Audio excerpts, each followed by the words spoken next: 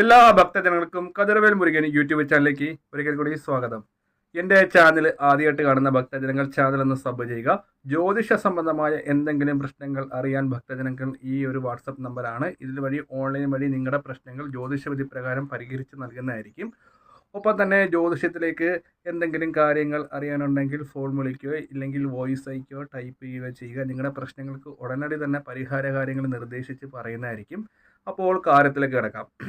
മഹാശിവരാത്രി അല്ലേ, അതായത് ഫെബ്രുവരി 26 ബുധനാഴ്ച, കുംഭം 14 ശിവരാത്രിയാണ്. അപ്പം ഈ ശിവരാത്രി ദിവസം ഏത് വിധത്തിലുള്ള പ്രശ്നങ്ങൾക്ക് നമുക്ക് മഹാദേവൻ തീർച്ചയായിട്ടും നമുക്ക് പരിഹാരം ചെയ്യാം. അപ്പം ശിവരാത്രിയുടെ ദിവസം നമുക്ക് മഹാദേവനെ വീട്ടിലേക്ക് സ്വാഗതം ചെയ്ത് നമ്മുടെ പ്രശ്നങ്ങളൊക്കെ മാറ്റി നമ്മൾ ഭഗവാനായിട്ട് എന്താ പറയുക സംസാരിച്ച്, ഇല്ലെങ്കിൽ ഭഗവാൻ നമ്മളോടുള്ള, അതായത് നമ്മുടെ പ്രശ്നങ്ങൾ ഭഗവാനോട് സംസാരിച്ച് ഇല്ലെങ്കിൽ ഭഗവാനോട് പറഞ്ഞ് നമുക്ക് നമ്മുടെ പ്രശ്നങ്ങൾ മാറ്റിയെടുക്കാം. അതായത് നമുക്ക് ശിവരാത്രി ദിവസം ഭഗവാൻ എങ്ങനെ നമ്മുടെ വീടുകളിലേക്ക് സ്വാഗതം ചെയ്യാം.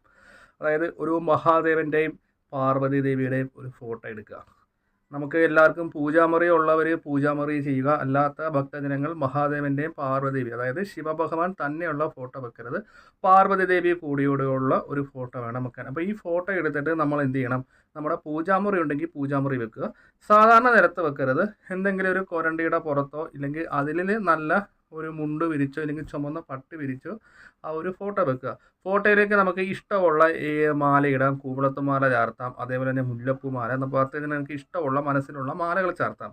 എന്നിട്ട് ആ ഫോട്ടോയുടെ വലതുവശത്ത് കുറച്ച് മാറി ഒരു വിളക്ക് വെക്കുക. വിളക്ക് വെക്കുമ്പോഴത്തേക്ക് അതിനകത്ത് നെയ്യ് ഉപയോഗിക്കുക. അതായത് 5 തിരിയോ 2 തിരിയോ ഇട്ട് കത്തിക്കുക. 2 തിരി എന്ന് ഉദ്ദേശിക്കുന്നത് കിഴക്ക് പടിഞ്ഞാറ്, ഇല്ലെങ്കിൽ 5 തിരിയിട്ട് കത്തിക്കുക, നെയ്യ് ഒഴിച്ച് കത്തിക്കുക. ഈ വിളക്ക് വെക്കുമ്പോൾ ഒരു തട്ടത്തിനകത്തോ വാഴയിലയുടെ പുറത്തോ വെക്കുക. വാഴയിലാകുമ്പോൾ തൂഷനിലയാണെങ്കിൽ ഉത്തമം. അതിൻ്റെ ഇപ്പുറത്ത് നമുക്ക് ഒരു ഗണപതി ഉരുക്ക് വലതുവശത്ത് തന്നെ. അപ്പോൾ ഈ ഗണപതി ഉരുക്കിൻ്റെ പ്രത്യേകത നമുക്ക് സാധാരണ എല്ലാവരും അറിയാമല്ലോ. ഗണപതി ഉരുക്ക് അതായത് അവലിട്ട്, അത് കഴിഞ്ഞ് ശർക്കര വെച്ച്, പഴം വെച്ച്, മലരിട്ട്, കൽക്കണ്ട, മുന്തിരിങ്ങ. അപ്പോൾ ഈ തേങ്ങ വെക്കുമ്പോഴത്തേക്ക് ശരിക്കും പറഞ്ഞാൽ തേങ്ങ നല്ലപോലെ പൊട്ടിച്ച് വെള്ളം കളയാതെ വെക്കുക. അപ്പോൾ ഗണപതി ഒരുക്ക് നമ്മൾ അവിടെ ഒരുക്കി വെച്ചതിന് ശേഷം നമ്മൾ എന്ത് ചെയ്യണം, നമുക്ക് ഇഷ്ടമുള്ള നേദ്യം മഹാദേവന് കൊടുക്കാൻ എന്താണ് നമ്മൾ, ചിലർ പായസമായിരിക്കാം, പാൽപ്പായസമായിരിക്കാം, അതേപോലെ തന്നെ ഫ്രൂട്ട്സ് ആയിരിക്കാം. നമുക്ക് ഇഷ്ടമുള്ള നല്ല രീതിയിൽ തയ്യാറാക്കിയ നേദ്യം, അതായത് ഉദ്ദേശിക്കുന്ന ഇൻഡക്ഷൻ കുക്കറൊക്കെ ഉണ്ടെങ്കിൽ നമുക്ക് അതേപോലെ തന്നെ നമുക്ക് വീടിൻ്റെ ഹാളിൽ വെച്ച് തന്നെ പാചകം ചെയ്യാം. അഥവാ മത്സ്യമാംസാദികൾ മേടിക്കുന്ന വീടാണെങ്കിൽ ഒരു 3 ദിവസമോ 2 ദിവസമോ മത്സ്യമാംസാദികൾ വീടിനകത്ത് കയറ്റാതിരിക്കുക. അടുക്കളയ്ക്കൊന്ന് തൂത്ത് തുടച്ച് വൃത്തിയാക്കി ഇടുക. എന്നിട്ട് നമുക്ക് അവിടെ വേണമെങ്കിൽ നമുക്ക് നേദ്യം വെക്കാം. അതിന് അടുക്കള വെക്കാൻ ചിലവർക്കൊരു ബുദ്ധിമുട്ടുണ്ടാവുകയോ, ഞങ്ങൾ മീൻ ഇറച്ചിയൊക്കെ പാചകം ചെയ്തതല്ലേ, അപ്പോൾ അതുകൊണ്ട് വെക്കാൻ ഒരു ദോഷമുണ്ട്, അങ്ങനെ ചിന്തിക്കണം. അതിനാണല്ലോ നമ്മൾ 3 ദിവസമോ 2 ദിവസം മേടിക്കാതെ നമ്മൾ ശുദ്ധം ചെയ്യുന്നത്. അഥവാ അങ്ങനെ ഭയമുള്ളവർ ഇൻഡക്ഷൻ കുക്കർ ഉണ്ടെങ്കിൽ ഹാളിൽ വെച്ച് ഇൻഡക്ഷൻ കുക്കറെ വെക്കാം. അഥവാ ചിലവർക്ക് തോന്നുന്ന മുറ്റത്ത് വെച്ച് വെക്കാം, അടുപ്പ് കൂട്ടി. അങ്ങനെയും ചെയ്യുന്നുണ്ട്, യാതൊരു വിധത്തിലുള്ള ദോഷങ്ങളും. അപ്പം നമുക്ക് ഇഷ്ടമുള്ള എന്താ പറയുക, ഇഷ്ടമുള്ള ഫ്രൂട്ട്സോ അതോ പായസോ എന്തും ആയിക്കോട്ടെ, അത് ഭക്തജനങ്ങളുടെ മനസ്സിൽ അന്നേരം വരും, എനിക്ക് ഇത് വെച്ച് മഹാദേവനെ ചെയ്യാം. അപ്പോൾ ആ ഒരു നേദ്യം നമ്മൾ എന്ത് ചെയ്യുക, നമ്മൾ മഹാദേവൻ്റെ ഫോട്ടോയുടെ മുമ്പിൽ വെക്കുക. ഇത് നമുക്ക് രാവിലെയോ വൈകുന്നേരമോ ഭക്തജനങ്ങൾക്ക് ചെയ്യാം. ഇത് ഇങ്ങനെ ചെയ്ത് വെച്ചിട്ട് നമ്മൾ മഹാദേവൻ്റെ അഷ്ടോത്തരമുണ്ട്. അതായത് അഷ്ടോത്തരമോ ഓം നമഃശിവായ, അതായത് ഫോട്ടോ വെച്ച്, മാലയിട്ട്, വിളക്ക് വെച്ച്, ഗണപതി ഒരുക്ക് വെച്ച്, നേദ്യം ഉണ്ടാക്കി മഹാദേവൻ്റെ മുമ്പിൽ വെച്ച്, അത് നമ്മൾ അമ്പലത്തിൽ ചെയ്യുന്ന പോലെ, തിരുമേനിമാർ ചെയ്യുന്ന പോലെ ജപിച്ച് തളിച്ച് വെക്കണ്ട. നമ്മുടെ ഭഗവാന് ഇഷ്ടമുള്ള ഒരു നേദ്യം സമർപ്പിക്കുന്നു എന്ന് വിചാരിച്ച് ഭക്തിപൂർവ്വം, ഇല്ലെങ്കിൽ മഹാദേവനുള്ള സ്നേഹപൂർവ്വം മഹാദേവൻ്റെ ഫോട്ടോയിൽ വെക്കുക. ഈ വിളക്ക് കത്തിച്ച് വെക്കുക, ചന്ദനത്തിൽ കത്തിച്ച് വെക്കുക. നമ്മൾ കുറച്ച് മാറി ഫോട്ടോയുടെ അവിടെ ഇരുന്നിട്ട് നമ്മുടെ പ്രശ്നങ്ങൾ, അതായത് നമ്മളെ ബാധിച്ചിരിക്കുന്ന എല്ലാ പ്രശ്നങ്ങളും മഹാദേവനോട് പ്രാർത്ഥിച്ചുകൊണ്ട് നമ്മുടെ ദുഃഖങ്ങൾക്കുള്ള കാരണങ്ങൾ ഭഗവാനോട് പറയുക, നമ്മുടെ പ്രശ്നങ്ങൾ പറയുക. നമുക്ക് ശത്രുദോഷം ഉണ്ടായിരിക്കാം, അല്ലെങ്കിൽ രോഗദുരിതങ്ങൾ ഉണ്ടായിരിക്കാം. അങ്ങനെ നമ്മളെ കുടുംബപരമായ ബാധിച്ചിരിക്കുന്ന എല്ലാ പ്രശ്നങ്ങളും മഹാദേവനോടും പാർവതിദേവിയോടും അന്നത്തെ ദിവസം നമുക്ക് വീട്ടിൽ ഇങ്ങനെ വെച്ച് നമുക്ക് മഹാദേവനെ പ്രാർത്ഥിക്കാം. അപ്പോൾ ചിലവർ ചോദിക്കും, നമ്മൾ അമ്പലത്തിലൊക്കെ അല്ലേ നേദ്യങ്ങളും കാര്യങ്ങളൊക്കെ കൊടുക്കുന്നത്, അത് വീട്ടിൽ വെച്ചാൽ ദോഷമുണ്ടോ എന്ന് ചോദിക്കുന്നവരോട് എനിക്ക് ഒറ്റ ചോദ്യം പറയാനുള്ളത്, ദോഷമുള്ള ഈശ്വരനെ നമ്മൾ വിളിക്കാൻ പോകണ്ട. ഇപ്പോൾ നമ്മൾ മഹാദേവനെ വിളിക്കുന്നത് എന്താണ്, നമ്മൾ ഈശ്വരൻ്റെ എന്താ പറയുക, ഒരു ഭക്തിപൂർവ്വം നമ്മൾ നമ്മളെ ഈശ്വരനെ വീട്ടിലേക്ക് സ്വാഗതം ചെയ്യുന്നു അല്ലേ. അപ്പോൾ ആ ഈശ്വരന് വേണ്ട കാര്യങ്ങൾ നമ്മൾ ഫോട്ടോയൊക്കെ വെച്ച് ഈശ്വരനെ നെയ്ത് നമ്മൾ എന്താ പറയുക സ്നേഹത്തോടെയാണ് നമ്മൾ ഈശ്വരൻ. അപ്പം അത് അങ്ങനെ ചെയ്യുന്നതുകൊണ്ട് യാതൊരു വിധത്തിലുള്ള ദോഷങ്ങളോ കാര്യങ്ങളോ നമുക്കില്ല.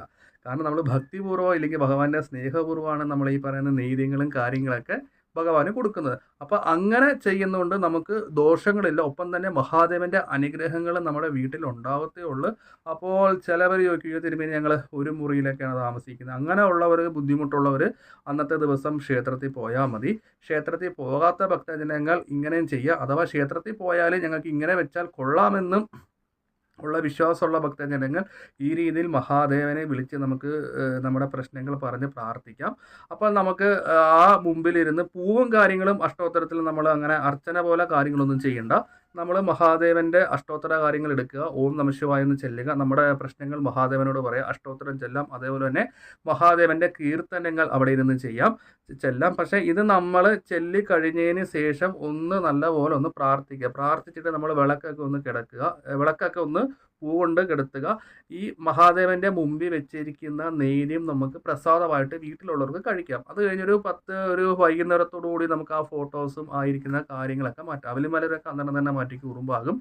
ഫോട്ടോസ് അന്ന് തന്നെ മാറ്റണമെങ്കിൽ യാതൊരു വിധത്തിലുള്ള കുഴപ്പങ്ങളോ കാര്യങ്ങളോ ഇല്ല. പക്ഷേ നമ്മൾ അത് അങ്ങനെ തന്നെ വിളക്ക് അവിടെ കത്തിച്ച് വെച്ചിട്ട് നമ്മൾ അങ്ങോട്ടും ഇങ്ങോട്ടും മാറിപ്പോരുത്.